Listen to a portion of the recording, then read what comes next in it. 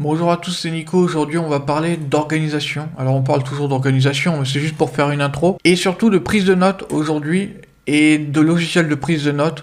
Donc, je vais parler de Notion, qui est mon logiciel de prise de notes préféré. Et d'ailleurs, c'est mon préféré, mais c'est normal, c'est le seul que j'utilise, donc ça peut être que mon préféré. Pourquoi avoir son Google Perso, ce que j'appelle Google Perso, ça peut être aussi Wiki Perso, ou Second Cerveau, qui est un concept qui existe déjà, j'invente rien. C'est en fait le fait d'externaliser sa pensée, d'utiliser ce que j'appelle la technique de la chasse d'eau, c'est-à-dire d'arrêter cette espèce de brouhaha intellectuel qu'on peut avoir. Voilà, il faut que je pense à ça, on va y penser, et trop y penser, sauf au jour de l'événement. Y penser n'aura servi à rien, et c'est ça qu'on va éviter. Donc c'est la technique de la chasse d'eau, c'est vider tout ce qu'il y a dans la tête. Enfin, pas tout non plus, ce serait dommage de laisser filer tout ce qu'on a. En résumé, c'est noter tout ce qui nous passe par la tête pour pouvoir se concentrer sur le plus important et être dans le moment présent surtout, c'est ce qui est important. Je vais insister sur un point avant de passer à la suite. Une organisation, ça doit être minimaliste, c'est-à-dire que voilà, quand on se penche sur notre support, au lieu d'être impressionné par la complexité du truc, et peut-être d'en être fier aussi, au contraire, c'est de l'ouvrir et d'être content en fait.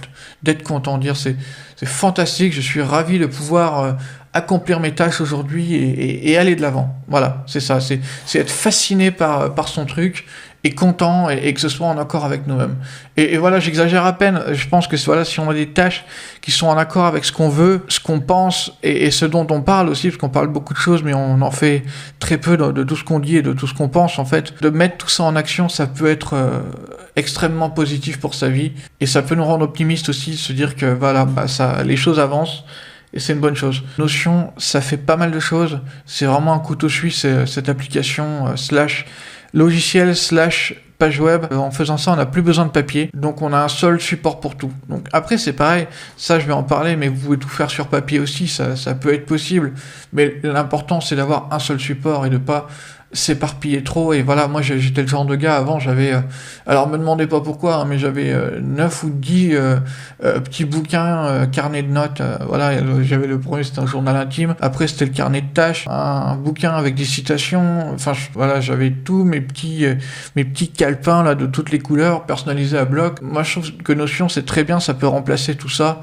En tout cas, on va pas faire la guerre, que ce soit papier, numérique, c'est exactement la même chose. La finalité, c'est d'avoir un seul support et de s'organiser de manière minimaliste. C'est un peu comme la guerre Xbox 360, PS3, PS4, Xbox One, c'est bon, faut arrêter les gars. Ce qui compte, c'est la finalité en fait. Et si les moyens sont bons et agréables, la finalité va en être que plus facile à atteindre. Alors qu'est-ce qu'on peut faire avec Notion? La gestion des tâches, la simple checklist qu'on peut avoir sur les applications par défaut. Gestion de ses projets, c'est un truc un peu plus élaboré, on peut faire des tableaux, mettre des deadlines, on peut mettre les actions à faire, les actions en cours, des actions faites. Un objectif qui est par exemple, je sais pas, de créer un site web, il va y avoir plein de sous-objectifs. Parce que c'est pareil, on peut créer autant de pages qu'on veut, et par rapport à ça, les projets, on peut faire du partage de projets, c'est-à-dire qu'on peut faire en sorte qu'une page soit publique, un suivi de l'avancement de son projet, le partager aux personnes qui pourraient partager le projet aussi et qui bossent dessus. Sur une page web, ça rend tellement bien. Et je pense que les autres personnes peuvent aussi le modifier. C'est un peu comme Google Drive en fait. Ensuite,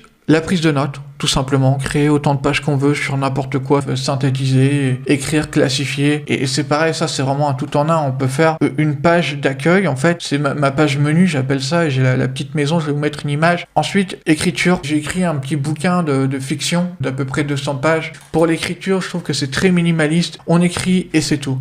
On pourra toujours refaire tout propre après sur Word, c'est pas un problème. Ensuite, les fichiers, alors ça j'utilise un petit peu moins, quoique ça dépend pour agrémenter mes pages, mais j'utilise pas pour stocker mes fichiers. Pour ça j'ai mon Google Drive par exemple, mais on peut stocker des fichiers audio, des images, et faire du transfert de fichiers aussi, c'est-à-dire que si par exemple t'as un PDF sur ton téléphone, tu le mets sur Notion, tu peux le récupérer très facilement sur ton ordinateur après. On peut faire autant de pages qu'on veut et uploader autant de fichiers qu'on veut, donc c'est très bien, pas de limite là-dessus. Ensuite, les pages web offline, par exemple tu as des articles sur le web que tu voudrais lire offline, si tu es dans un transport en commun par exemple, c'est très bien parce que ça peut t'enregistrer une page web en offline.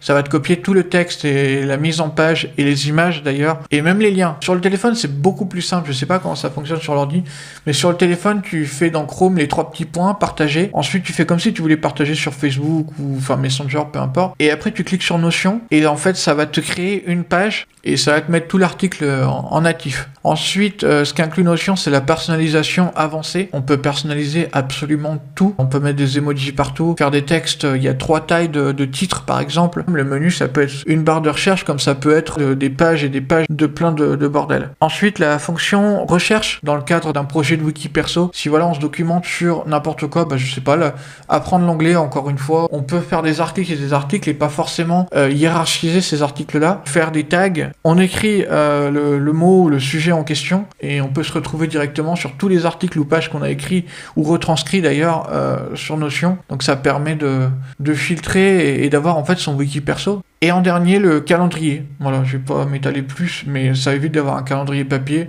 Tant qu'à faire, autant mettre tout sur le même support. Et c'est pareil, on peut avoir des rappels. On fait un arrobase et on écrit la date. Et après, ça te met un rappel en fait. T'as un choix, tu peux faire un rappel 2 heures avant ou un jour avant, peu importe. C'est pas juste les tâches qui sont écrites, mais c'est aussi un rappel qui va arriver au moment où t'aimerais accomplir cette tâche-là. C'est pas toujours possible. Si c'est dans une voiture que t'es bloqué, tu vas pas sortir de la voiture comme ça en roulant et commencer à faire ta tâche. Donc il y a un temps pour tout, voilà. Donc pour conclure, alors pourquoi je parle de Notion depuis le début, c'est déjà parce que de 1 c'est gratuit et c'est pas le cas de tous les logiciels. Alors avant c'était payant, il compte pas par mot, il compte par bloc, ça se limitait assez vite quand même. Et là en fait ils ont fait en sorte que ce soit infini. Ensuite c'est minimaliste, on en a parlé plus tôt, mais on écrit, c'est que du blanc et on écrit et c'est tout. Il y a pas de chichi, c'est juste des pages blanches et rien d'autre. Ensuite, c'est multi-support, on en a parlé un petit peu plus tôt, donc ça peut être sur le téléphone, sur l'ordi en tant que logiciel ou sur l'ordi en tant que page web. Ensuite, alors c'est un vrai couteau suisse, la liste que je vous ai donnée, c'est vraiment non exhaustif. Il y a plein de trucs que j'ai oubliés parce que je m'en sers pas forcément, mais pour les codeurs par exemple, il y a pas mal de langages informatiques qui ont été intégrés aussi dedans, petit à petit. Ensuite, c'est agréable à utiliser, fluide.